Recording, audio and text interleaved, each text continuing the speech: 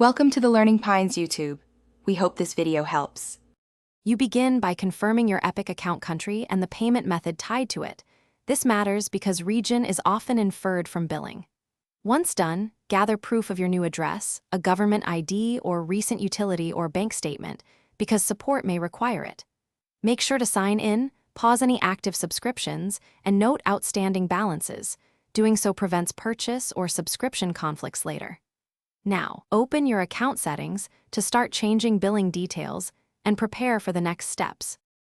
Now update the billing address on your payment method to match your new country, because store region often follows the billing address. Next, update your account contact details and review any visible store region settings. Some regions update automatically, while others do not. If the settings won't change, prepare a concise support ticket. Include screenshots, the proof of address, and a short explanation of why you need the region changed. Make sure the files are clear, and file names include dates to speed verification. Finish by verifying the new store region. Check the displayed currency, available regional content, and local pricing to confirm the change took effect. Once confirmed, re-enable subscriptions and perform a small test purchase.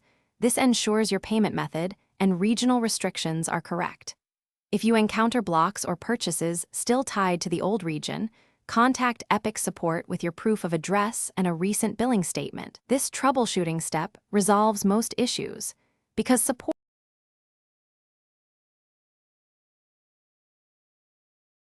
Thanks for watching. Consider subscribing if we helped you.